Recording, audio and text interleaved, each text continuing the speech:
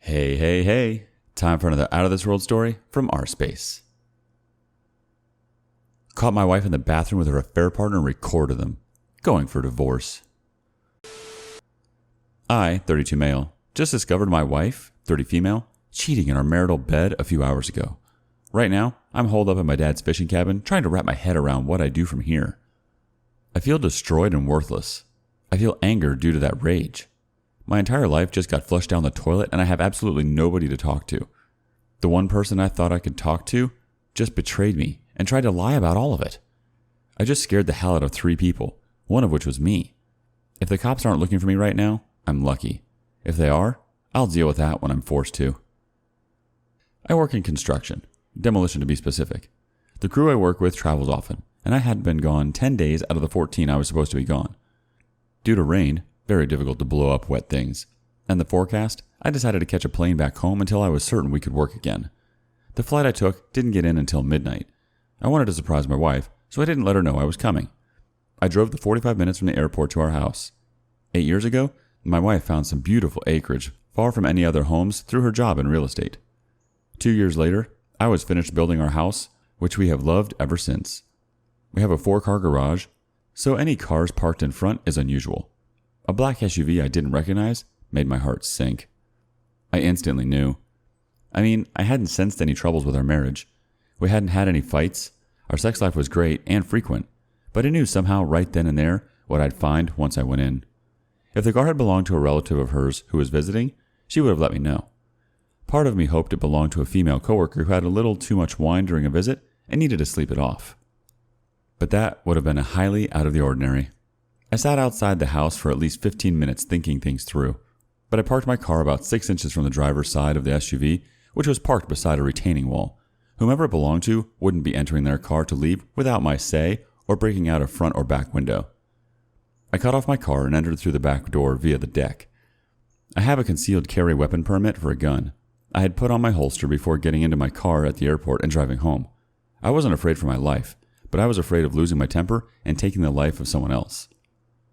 Walking into my house, everything was quiet. At first, I didn't think anyone was home. But with a finished meal for 2 on the table and a sink full of dishes, I knew something was up. I calmly walked down the hall to our bedroom and slowly turned the knob. I pushed the door open, but didn't hear any commotion or movement at all. The room was pitch black dark. I walked over and turned the light on in the bathroom. When I turned around, there was my wife, completely naked, laying on top of some naked guy I'd never seen in my life. I was crushed. It felt like someone had just laid a 100-pound boulder on my chest. I felt tears well up in my eyes, but I knew tears were pointless and would do nothing to help the situation. I pulled out my phone and began recording. I walked around the bed videotaping the pile of flesh in front of me. It began to sink in that my marriage was over. I realized all of our property would be divided evenly, even though I had been 100% faithful. I suddenly realized the house I built with my own bare hands would have been sold when we divided assets in the divorce. Being physically betrayed felt worse than any pain I could have imagined. Knowing I was getting ready to be financially gutted too nearly made me lose my crap because it seemed so unfair. But I knew dang well I was done with her and would never touch her defiled body again. I was disgusted by what I saw, but mostly at my wife. In my mind, she had gone from sweet, devoted wife to alley crack whore in the span of 15 minutes. Neither moved at all. I was fairly certain they were both passed out drunk. Since the house was going to need to be sold, I suddenly didn't care about any damage to the house I'd worked so hard on. I pulled out my .45 and just looked at both of them betraying me in my own bed. For a second or two, I contemplated shooting her, knowing those bullets would pass right through and kill him as well. But I came to my senses and realized neither were worth getting the electric chair over. And despite the hurt I was feeling, I knew I might want to keep on living after all was said and done. So I pulled back the hammer of my gun, lifted the gun into the air, aiming to my upper right, and fired off 2 rounds into the ceiling. They both woke instantly. She was trying to push off of him and turn around. He shoved her off of him and into the floor when he suddenly locked eyes with me.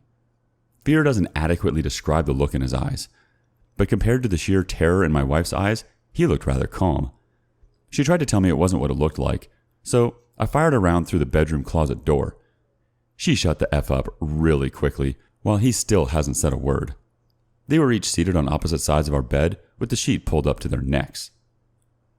I asked the guy who he was, and he said his name was Marcus. I asked my wife how they knew each other, and she explained he owned his own real estate company. Then I asked how long the cheating had been going on, because I had been totally clueless that my wife was cheating. She had the audacity to claim that was the first and only time they had slept together. So I fired 2 rounds into the bed's headboard between them. They both began crying and begging me to stop, so I asked the question again. To my surprise, Marcus answered 6 months. It pissed me off, but at least I knew the truth. I asked my wife when she stopped loving me, and through tears she lied and said she never stopped. I fired 2 rounds into the bathroom on her side of the bed, and she began screaming as glass from the mirror shattered all over the counter and floor. I told her she was a lying, worthless whore, and I was done with her lies. She was clearly having a panic attack, with good reason. But at the moment, I didn't care. I asked the guy if he was married. He replied that he was. I asked if he had children that would miss him. He swallowed before admitting he had 2 children. I told him I truly appreciated him showing me that my wife is a tramp before we 2 had children together. But I asked him if having sex with a cheating slut was worth losing his wife and kids over. He begged me not to tell his wife. I told him to shut up because at that moment she had about a 50% chance of her ending up a widow. For the next 15 minutes, I paced at the foot of the bed, with the gun drawn, just trying to think. I knew holding them there against their will could be deemed me taking hostages. I knew I would have to eventually let them go. I told my wife to get up and go get her car keys. She got out of bed and began to reach down and get her clothes off of the floor and put back on. I told her to stop. Clothes weren't needed, and again to get the keys. She walked down the hall and brought back her keys, handing them to me still crying. I removed the house key and told her she wouldn't be needing it anymore. I knew she wanted to protest. I couldn't do that, and that legally she was right. But a 45 tends to make debating legality moot. I then told Marcus to stand, get his keys and wallet out of his pants, and to follow me. I led him outside toward his car, where I punched him in the face repeatedly until his nose and mouth were bleeding. After I moved my car so he could get into his SUV, I went back, picked up his keys, told Marcus to stand up. I explained he could go home right then and there to confess everything to his wife, or she'd hear from me within 48 hours with all of the evidence of his cheating I had recorded. I also explained he had 45 seconds to get off of my property, or a coroner would be escorting him off of the property. The fact he had no clothes on seemed a secondary issue at the moment. He got in his car and peeled away before I counted to 25. I went back inside where my wife put on a robe and was seated at the kitchen table. I went to the bedroom, picked up her cell phone, and brought it to her in the kitchen. I asked if she wanted to call her parents or her sister to pick her up. She refused. I even asked if she'd like to call the police. I think she anticipated us discussing things, to clear the air, so she said no. She began to try and explain, but I stopped her yapping and told her we were done forever as far as I was concerned. I explained our home was no longer her home, and she needed to get in her car and drive anywhere that wasn't our house. I explained I no longer felt any love for her at all after what she'd done, and there would be no second chances. She began to apologize, cry, and plead. 2 rounds fired into the double oven and 1 into the fridge brought blessed silence. Having her nearest neighbor over 2 miles away has its benefits. I explained to her at that moment I did not care if I lived or died, and that she had totally destroyed me with her behavior. I also explained that all love I ever had for her turned to hate the minute I saw she and Marcus naked together. If I could have Thanos snapped her from existence and my memory at that moment, I would have. I told her I was barely maintaining my composure with the feelings I had of loathing her. I said it would be best if she went to the garage, got in her car, and drove away forever. Through tears, she went out in the garage, got in her car, and left. That was about 5 hours ago. Realizing I may have committed a crime or 2 with my reaction, I didn't want to deal with any cops that happened to show up. I turned off everything and locked the doors before going out and getting into my car again. My dad owns a fishing cabin he and his buddies use fairly often. I drove here and used the hidden spare key to let myself in. It was far too early to call anyone when I got here. I decided I needed a drink, and I'm about a quarter way through my father's Belveni scotch. Dad is going to be pissed about that until I tell him what my wife did. Plus, I'm pretty certain it's the bottle I bought for his birthday last month. I really don't know what to do. I've read through posts here and other subs on Reddit looking for answers, but most seem to be people trying to figure out if their spouse is cheating. I already know the truth. Well, I know as much of the truth as I want to know. The reasons for infidelity all ring hollow. Other posts seem to be some strategies to get a cheater back. Why anyone would want to get back a cheating spouse is beyond me. But I want a divorce. I want it in my favor and as fast as I can get it. She doesn't have the option to pick me ever again. I'm a human, not a carnival prize. I want to remove her from my life and burn any reminder of her in my life. I don't want to ever see or hear from her again. Can everything be taken care of by lawyers? I have money to get things started.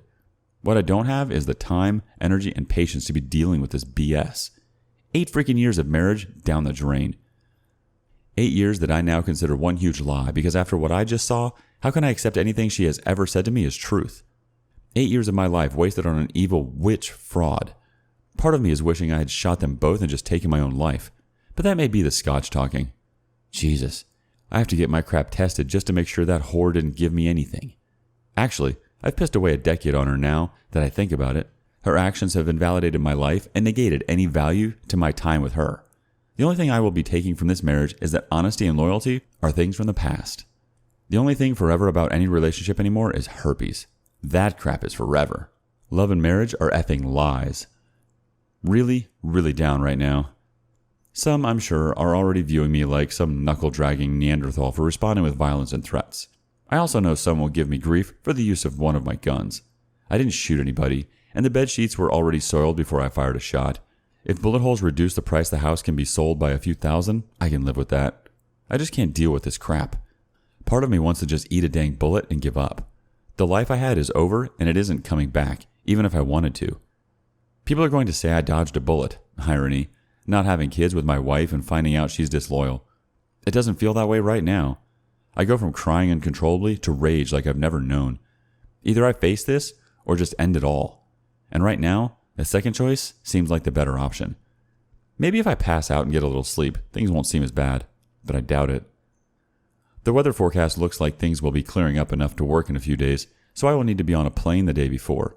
I don't like the region we are working in for various reasons, but part of me just wants to stay there when the job is done and not come back. Part of me wants to figure out where I want to start over, if I want to even deal with starting over. How do I decide what lawyer to get? Is there a rating system online for legal assistance on Yelp or some other site? I hate dang lawyers. Members of the scummiest legal profession. Now I have to find the most hardball lawyer I can find. Sorry for the wall of text. It wasn't as cathartic as I hoped, but nothing is going to remove this heartache anytime soon. What the hell am I supposed to do? What is the point of doing anything? The person I was focused on giving my all for is gone forever, and tonight I learned never existed. I wasn't perfect by any means, but I was faithful. I was never abusive. She'd never heard me really yell until tonight. I was a good husband. I like being married and faithful. But for every good guy out there, some slut is just waiting to get her claws into him so she can ruin his life for her again. F this life. F my soon-to-be ex-wife, and F relationships. I'm just rambling now. Guess I'll go to bed. When I wake up, I guess I will call my parents and fill them in on what went down. I'm just in shock, and I've never had heartache like this in my life before. Maybe tomorrow I'll feel better. Update. The night I tried to post to Reddit, I didn't think anything had posted because it said the post was awaiting moderator approval. But over the last month, I have gotten periodic notifications on my phone about the post. I signed in to see the comments on the first post, and a few people asking for an update. I'm honestly not sure if things could have gone much worse for me after posting if I'd tried. And yeah, I'm sure some will say what I do went too far, was over the top, or whatever. It seems the law agrees with those people. This update will be a joy for the anti-gun commenters. So let me get this out of the way first so those people can be overjoyed with what I'm facing. I was arrested for communicating threats, felonious assault with a deadly weapon, and a few misdemeanors, felonies that don't really matter. If convicted of those felonies, even with no criminal record, if found guilty, I could get over 25 years behind bars. I'm not likely to be sentenced to that long a time in prison, but it is possible. Amazingly, if I'd actually shot Marcus and or my wife in a fit of rage, I'd probably be looking at less time. While I was writing my first post, it seems Marcus went to the police instead of to his wife to confess. He admitted to the cops about being found with a married woman, but he apparently managed to get some sympathy from the police. The deputy that took his statements was one of the sheriffs who showed up to arrest me the next day. Everything went peacefully with that, as I didn't resist in the least. In hindsight, I think getting me charged was a preemptive strike by Marcus, because the judge at my arraignment forbade me from having any contact with Marcus or any of his family members. So, I have yet to contact his wife in any way, shape, or form. But by getting me arrested, he accomplished a couple of other things. I informed my job of the charges, which would not allow me to leave the state. They went into panic mode because my job is so specialized. It took them 2 weeks to find someone with the same training and experience, but now I'm looking for a job. That certainly threw a kink into getting lawyers. Before I could even think about getting a divorce attorney, I had to focus on a defense attorney. I was served divorce papers 2 days ago. It's apparent my wife was going to try and take me for everything, but she and I have not talked since that night. She has called and texted, but I haven't read, answered, or responded to anything. I freaking hate her guts. I'm never getting over this. I'm not going to be able to move on. I'm not getting anything close to my life back. I've been staying with my parents. They have been awesome and very supportive, but this situation I've gotten myself into, there isn't much anyone can say. Right now, everyone is so focused on the criminal charges I'm facing and not going to jail. The fact I've lost my wife and future has been put on hold, so to speak, even after getting divorce papers. I've heard my mom crying for me in private. This is destroying my parents as well. They shouldn't be worrying their son will be spending time behind bars. They should be focused on their retirement and enjoying life. I guess I haven't just ruined my own life, but I'll be damned if someone didn't destroy mine. I spend most days holed up in my childhood room waiting for the other shoe to drop. I have reason to believe that my wife is assisting Marcus or the police against me in criminal court. She sure as hell isn't obstructing anyone, that's for sure. Again, I haven't talked to her, so I don't know what is going on in her head. But if she hates me, for what I don't know, as much as I hate her, I guess she's giving me what I deserve. I'm sorry I can't give a better update. Those who always fall in the leave and divorce them camp will be happy to know that will be happening come hell or high water. I just don't know if I will be doing it as a free man, or if it will happen while I'm behind bars finishing my sentence. I was talking with my cousin the other night, and he said something to the effect about when I start dating again. He meant nothing by it, but it was just so... I can't even explain it. Like, forget what my wife did to me and never having trust in any woman again. I haven't even started to ponder that. And then it occurred to me, if worse comes to worse, my next date could be with some guy named Jerome. My lawyer is actually trying to win my case, not just keep me out of jail. I appreciate that, and that is what I need to happen. But I can't do prison. If I'm convicted, even without jail time, my career is done for. But prison, I can't endure. I've been in shock since the moment I turned the lights on and saw my wife laying naked on top of another man. This whole incident just keeps getting worse and worse. I feel like I'm watching a movie, but can't stop even though I'm disgusted. This sounded a lot clearer in my head than it looks typed out, but that was the best I could do under the circumstances. My life is utter hell right now, and cheating is 100% to blame. Edit. There are several responses in the comment section to questions and comments. I don't have it in me to type all of that out several times. Someone will provide an update in a month or two. If it's me, then great. If not, things got ugly and are only getting uglier. Update 2. I will try and explain what has happened since my update, even though I know I will give incorrect legal terms and words in the process. But, from what I was told, it is a federal law for the prosecution and defense to present all evidence and potential witnesses before a trial. There was a reason my lawyer kept the footage of my soon-to-be ex-wife and Marcus cheating a secret. It wasn't like a trial, more like a hearing, but there was a judge presiding. My lawyer actually introduced a USB drive as the evidence, but had the footage on a tablet. Long story short, Marcus either didn't know I had proof or forgot I had told him. I did remember putting my phone away after recording them before I pulled my gun. So, he and my wife never saw a phone. He refused to testify, and the charges were dropped. His father is a retired judge, and he is a business owner. He couldn't have that entered into evidence and seen by the public from a trial with his name attached to it. So, I truly dodged a bullet.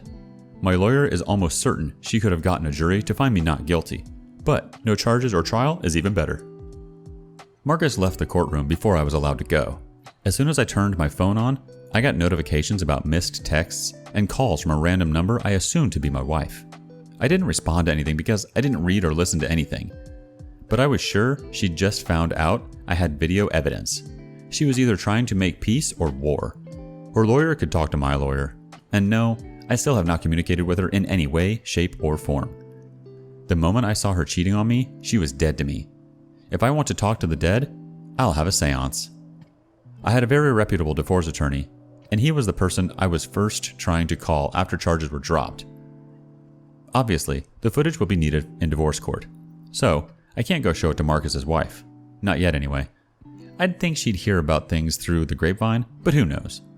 He probably made some sort of preemptive strike and told his wife something just in case, but I highly doubt he made a full confession.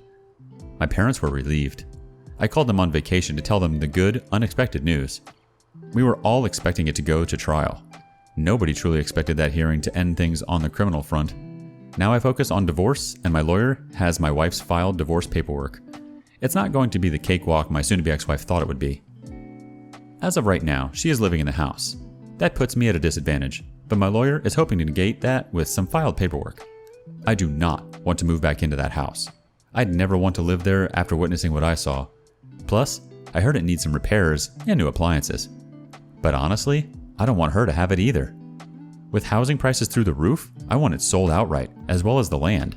She shouldn't get it for no other reason being the one who broke up the marriage.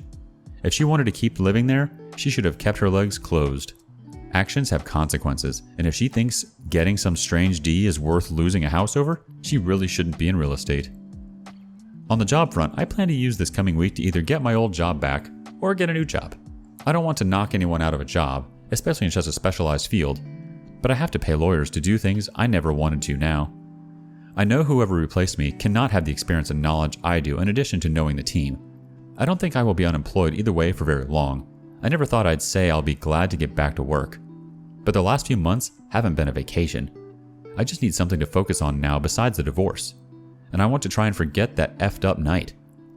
I'm probably lucky I'm not dead, and I'm very lucky I'm not behind bars. But the whole situation just pisses me off. Not just the money pissed away on legal fees. The wasted time, the words I believed I now know are lies, the deception. I never knew her. I couldn't have. And to think I behaved like an idiot over someone I never knew is disturbing. I mean, if you want to go postal and beat the hell out of someone over a worthy, loyal, loving woman, have at it. But to go bat loco over someone that lied and never cared? Not worth a single punch. And certainly not worth the gunfire. Learn from my mistake. It isn't worth it. But yeah, if people could just be honest with themselves and others, that would be great. My soon-to-be ex-wife keeps reaching out to communicate. The time to communicate was before she gave any part of herself to another man.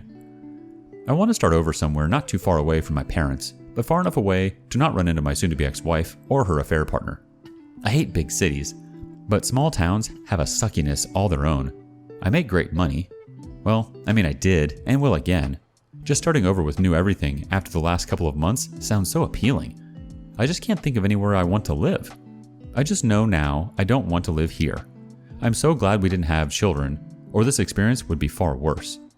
It's such a comfort to be able to ghost her and move on without a child forever connecting anyone. And I love kids. I would still love kids one day. But thank God I didn't have any with the woman that could do that to me. At least I know I can have a life again, a career again.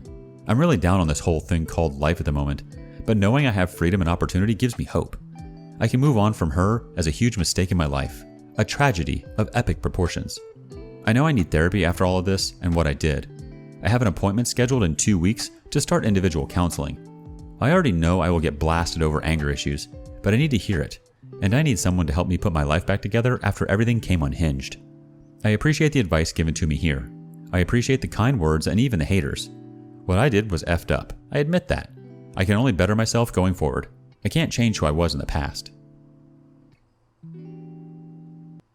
Some more thoughts about the story from Sick RM. That one moment of clarity when you decided to hit record saved your life. If you can, pick a place you either haven't been to in a while or always wanted to visit and go for a few days to clear your head. Also write out how you ideally want the rest of your life to go. Then work on a plan to make it happen. OP responds, I remember threatening Marcus I'd send footage to his wife. I have no way to know if he didn't hear me or thought I was bluffing. In his defense, at the time I told him, he had blood pouring from his nose, but he was genuinely shocked to see the clip and knew his wife would too.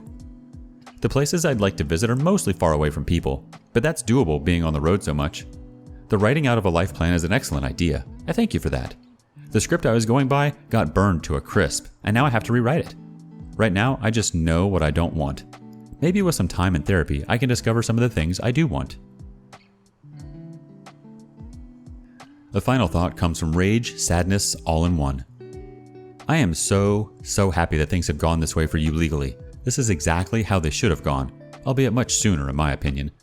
There is a reason some states and countries already recognize crimes of passion as a defense for extenuating circumstances resulting in minimized charges for murder cases, and it should be recognized as such for significantly less situations such as this as well. Frankly, they are lucky you had the control you did. History has proven not all people have as much restraint. Be kind to yourself and give yourself credit for what you did do right in the face of all they did wrong.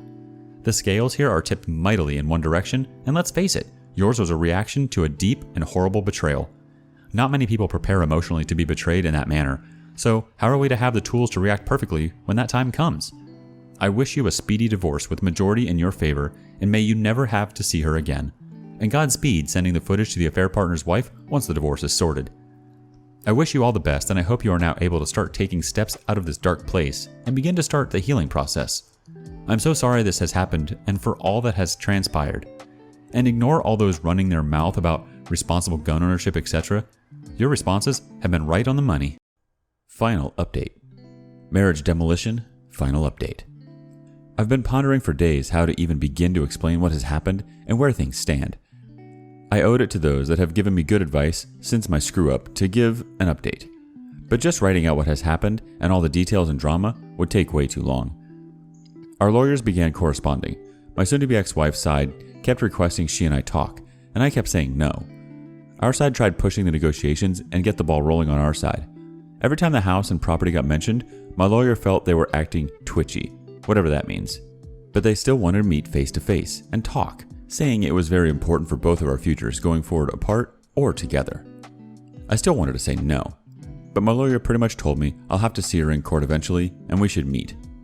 They knew we had infidelity evidence and what it was, but hadn't seen it. My lawyer wanted to know exactly what they would say and angle they were playing. I just didn't want to see her or hear her voice. They weren't willing to do a group text, so we met. We met at a conference room at my lawyer's office. I was seated when my wife and her lawyer came in. I wanted my gaze to convey a touch of hate with ample disgust thrown in. She started crying and walking toward me, so apparently it didn't work. I told her to back the F up, which made her cry harder.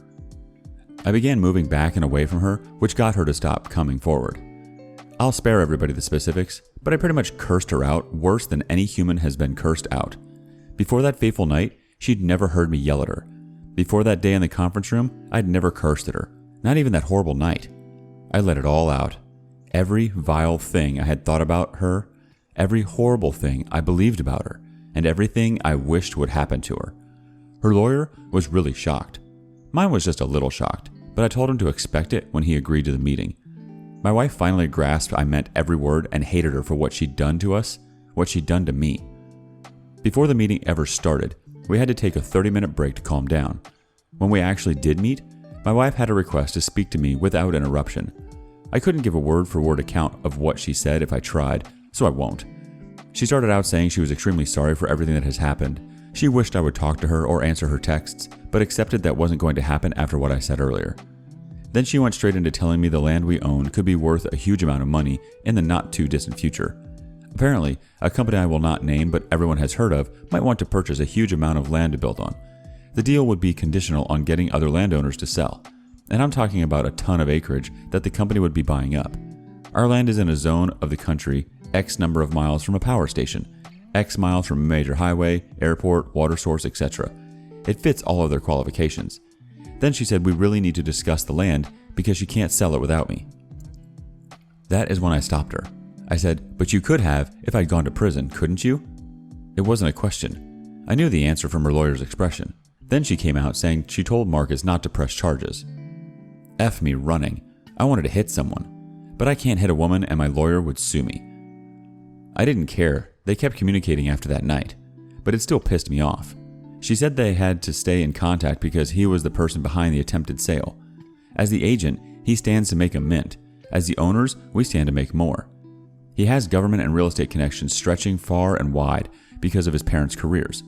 But when he saw the opportunity to remove me from the equation, he took it. He never showed up anywhere naked. He had clothes in his car, but I didn't know. The cops got a very different story than what actually happened, but I'm not surprised. When I got charged, my wife claimed she wouldn't testify, but she couldn't get me to respond to her. She claimed she was glad I got the charges dropped. That was when I asked if she was glad before she found out I had recorded her and Marcus. She didn't answer. I let her and her lawyer see the footage I'd taken by passing them my phone. I don't think my lawyer wanted me showing it, but they knew it existed and I couldn't show it to anyone else yet. I told her that Marcus's wife would see that footage eventually. That's when she told me doing so would be losing out on a ton of money I'd never earned working my job. I asked if that was why she cheated. Money? Greed? I crap thee not. She actually told me she cheated for us. Do The argument that ensued over the comment alone went on for over an hour. We took a lunch break, and I went off to eat alone for an hour just to get away from everyone. In one very odd way, she'd given me good news, but it was gift-wrapped in crap. The lawyers loved hearing of the potential sale of land. They knew we'd find out about it eventually, and that any potential immediate sale I would have to agree to, so they spilled. I can nix the whole deal if I choose to. It won't cost Marcus a cent yet, but it would keep me from making a lot of money. But I can't make a lot of money unless my soon-to-be ex-wife makes a lot of money too. When I went back to the meeting, my wife pretty much explained how all of this got started. She was doing one of those parade of homes showings. Marcus's agency was showing 2 of the homes.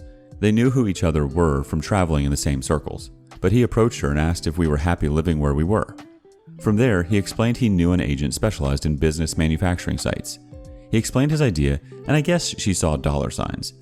Marcus, a trusted POS in our area, could probably buy up the land from locals much easier than someone they never met. The 2 agents working together could easily buy low and sell high.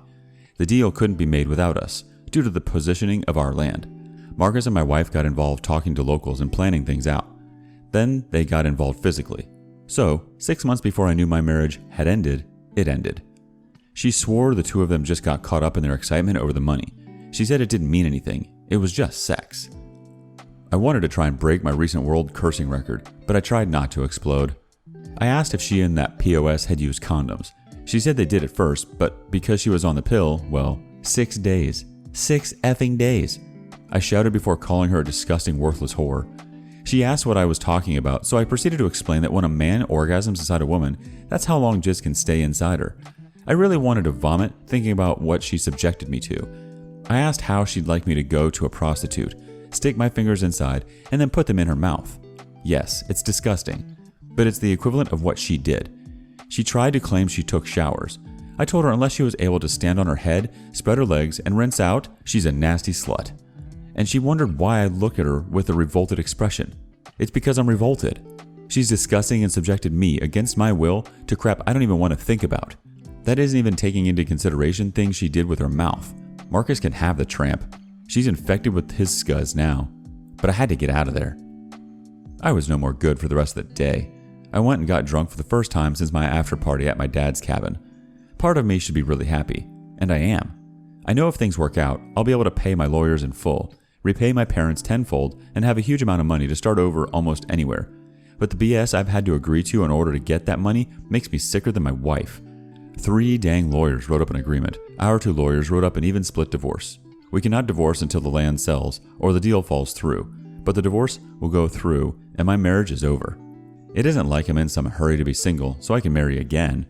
I freaking ghosted her really well despite my unfortunate marriage status. It isn't like I have to see or talk to the immoral Jezebel. But it does bother me to still have any tie with her in any way. I cannot contact Marcus's wife, not now or in the future. I cannot show the footage of my wife to her parents or family, but she has told them we are divorcing and did admit to having an affair. Either way, I got my job back and start next week at a new site. There's talk of having the charges Marcus brought against me sealed from record or something, but my record is clean, thank God. I'm still coming to grips with her excuses and her attitude about those excuses. Granted, I would be gone 10 days at a time. At no point did I suspect anything, and our sex life remained constant. I wish it hadn't now.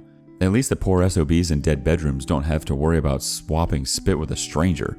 Her putting her tongue in his mouth or anywhere else and kissing me was the equivalent of letting a stranger spit in my mouth against my will.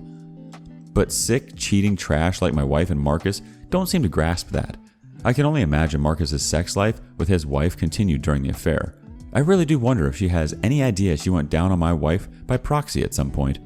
Knowing what I know now, I'm glad I punched Marcus in the mouth. Still glad I didn't kill them or myself, but they are both disgusting. Like lick a hobo's butt in an alley on a pile of garbage nasty. Humans just disgust me now. How she could willingly give her body to 2 different men back and forth is beyond my comprehension. I had my opportunities to cheat over the years, but didn't for so many reasons, loyalty being the first and foremost. But the idea of screwing someone I don't know, who could have just been with any number of other people very recently, that's just insane.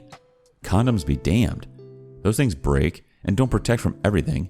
There really is no safe sex except monogamy, but it only works when both people are faithful and haven't screwed half the East Coast. I could have come out far, far worse than I should if things go right, but we're definitely looking at next year before things can get rolling. I'll work like I've done for years, but I won't have any place to come home to. She can stay in the house until the sale and pays all costs.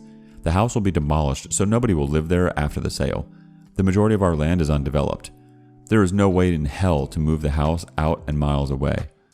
When I'm needed to sign paperwork, I'll be given notice and I'll show up to sign. Then our roads part ways faster than my wife's legs for a $100 bill, and I can move on with cash in hand. But she ruined me, and it's not freaking fair. She cheapened me just by being associated with me. She revealed truth I didn't want to know, because it all goes back to the first comment on my very first post. I know not every woman is like my wife. I can vouch and say not every guy is a POS like Marcus. But I'll be damned if those people don't screw it up for the rest of us. Why does it seem two loyal people with a great bond never meet? Almost every post on here is a nice guy or great girl who got involved with a whore or man whore and the consequences of that bad decision. Forget being able to trust again. I can't get past the idea of ever wanting to trust anyone like that again. Nobody is worth what she put me through, and she sure as hell wasn't. It pisses me off how he's going to get away with it. I guess the world will have to wait and see if karma can scare him like I did. I can't really see any reason for another update. She and I will divorce, money will be deposited in my account and her account, and I will never see or speak to her again. That's how it will end either way. It's just on hold indefinitely. I want to thank those that gave me advice, told me to keep my mouth shut, and urged me to get lawyers. To those that hold me to stay strong, I appreciate you. To those that felt I should eat a bullet, go eat a hobo. I will wait a day or two after posting to respond to a few comments, then I'll probably fade away. I wish healing for all you who have been cheated on, just as I wish it upon myself. Until then.